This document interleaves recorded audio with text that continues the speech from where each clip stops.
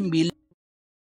Arti uang 1 juta berarti seluruh amal ibadah dan sholat kita kan masih kita pegang. Masih kita miliki, ya kan? Seolah-olah saja, kelihatannya saja beribadah. Tetapi di dalamnya dusta. Seperti anak kecil, ini tak kasih permen, anak kecil dibohongi, terus permennya dipegang sendiri, diginikan lagi, dipegang lagi, cuma bohongan. Kelihatannya lillahi ta'ala, akan tetapi apa yang kita persembahkan selama ini belum dipersembahkan kepada Allah. Apa buktinya? Kita akui kita yang melaksanakan. Itu maksudnya. Jadi bila ikhlas dipersembahkan dengan tulus ikhlas kepada Allah, maka sudah tidak diaku-akuinya lagi apapun yang ia kerjakan. Ibadah apapun, sholat apapun, zikir apapun, kerja apapun, beraktivitas apapun sudah tidak diaku-akui sebagai manusianya, pelakunya. Itulah yang dimaksud la ilaha illallah. Itulah yang dimaksud al-ikhlas. Jadi tak satu pun manusia bisa ikhlas. Tidak ada manusia bisa ikhlas.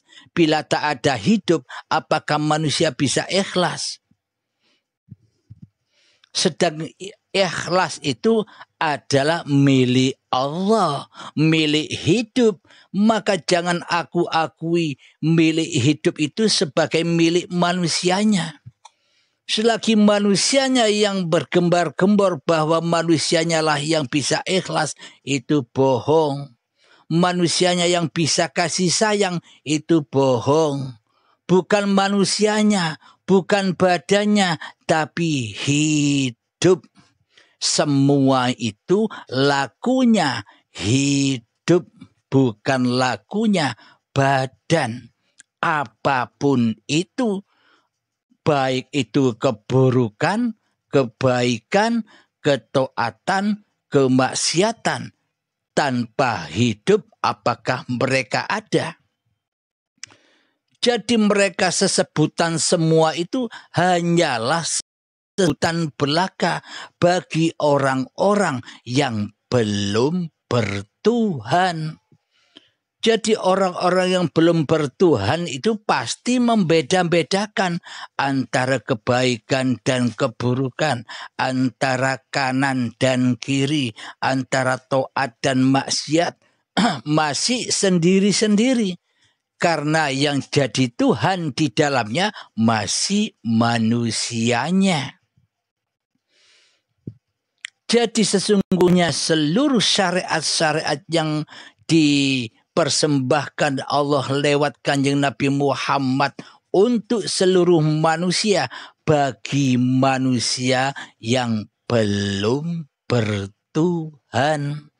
Jadi syariat itu untuk manusia yang belum bertuhan supaya bisa melewati jembatan-jembatan syariat itu agar bisa mencapai dan bertemu Tuhannya.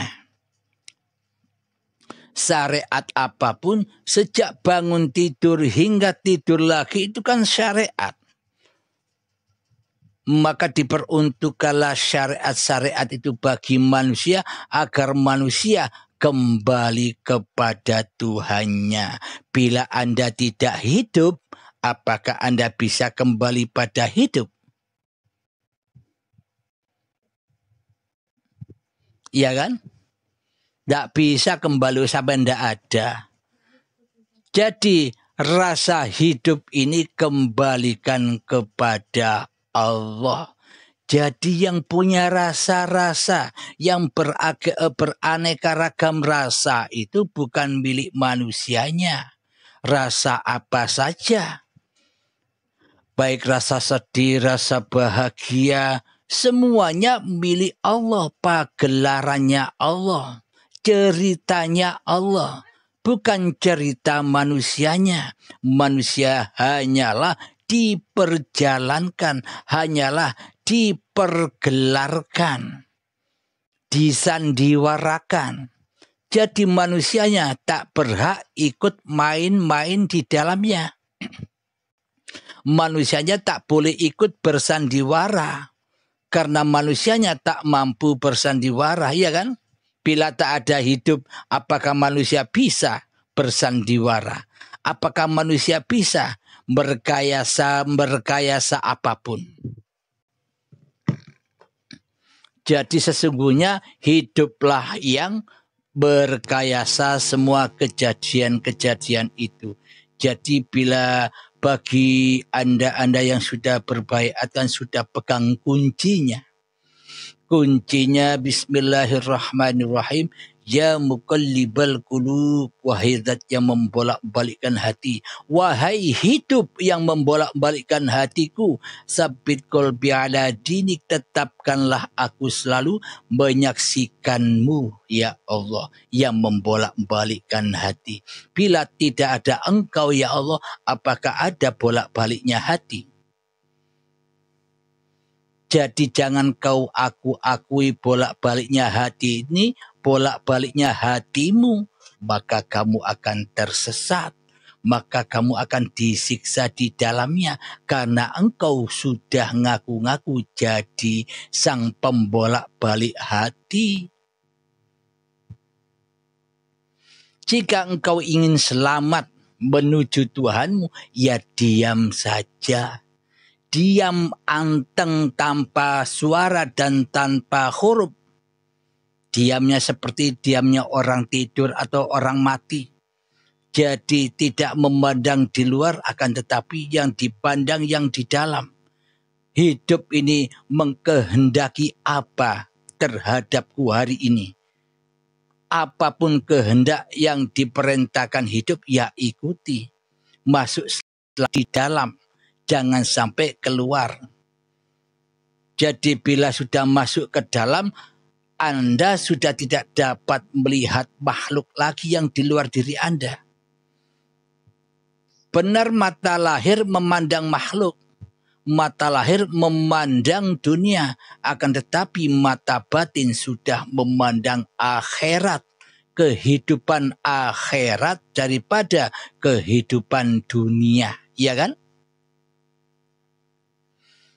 Jadi yang dikatakan kehidupan dunia itu, hati ini buta.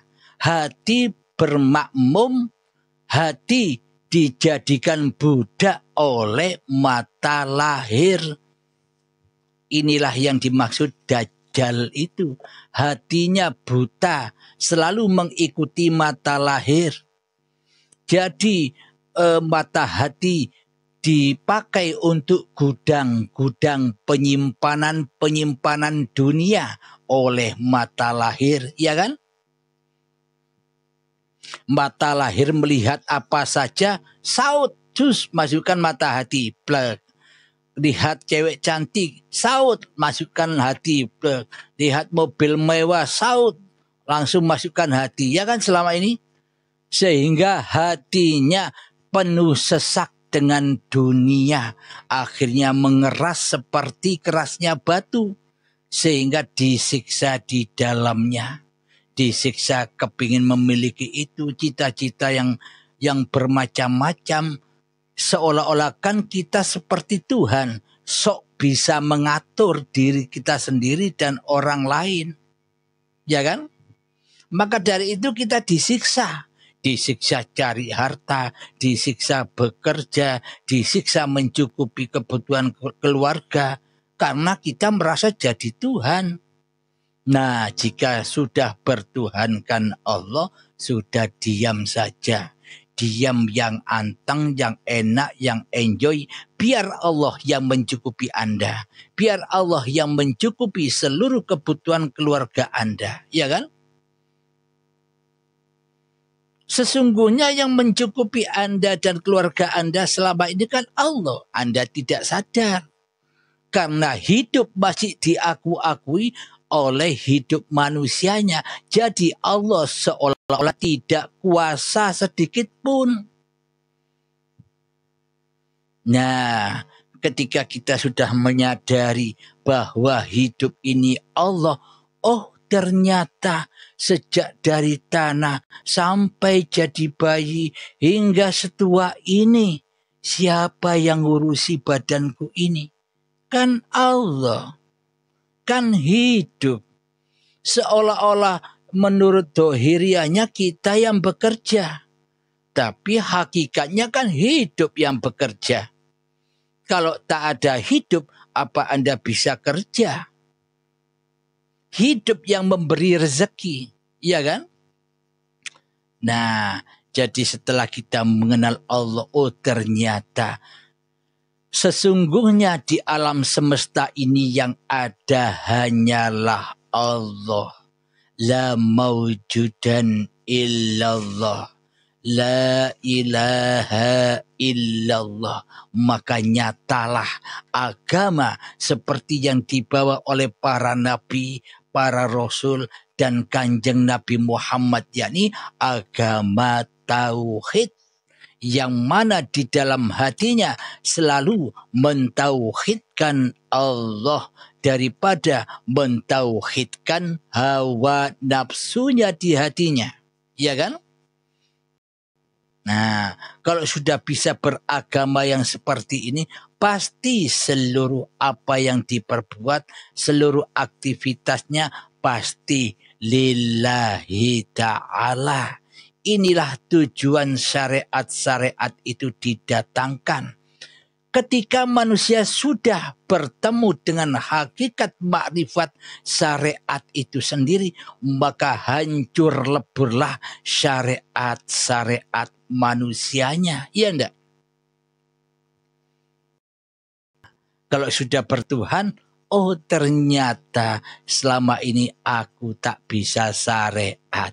Oh ternyata selama ini aku tak bisa toreko, tak bisa hakikat, dan tak bisa makrifat. Hanya hiduplah, hanya Allah lah sang pemilik syariat, toreko, hakikat, dan makrifat.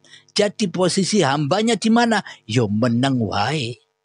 Ya diam saja. Ikuti saja apa yang dilaksanakan, yang diperintahkan. Diam saja tanpa huruf dan suara.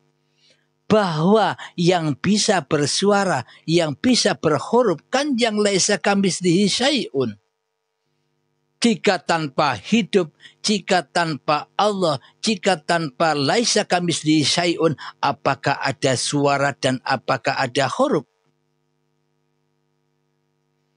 Nah, jadi dari yang laisa kamitslihi syai'un itulah terciptalah huruf dan suara. Jadi siapa bilang Allah tak bisa berhuruf dan bersuara? Jadi semua itu kan Allah yang punya, penguasa pagelaran alam semesta ini. Jadi bagi Anda yang sudah mengenal Allah, maka sudah adalah diri manusianya. Tapi jangan salah paham, bukan manusia jadi Allah. Diam saja sudah. Jika Anda sudah tahu, oh kalau hidup ini Allah, jadi aku Allah, ya diam saja. Tidak usah diungkap. Itu permatanya. Permatanya disimpan di hati. Tidak usah digembar-gemborkan.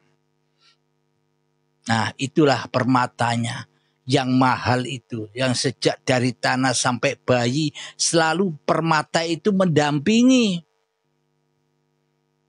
Ketika detik akil balik, permatanya hilang.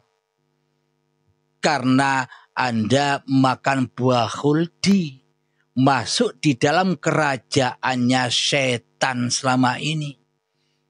Jadi permatanya dirampas oleh setan. Ditawan oleh iblis dan setannya permata Anda.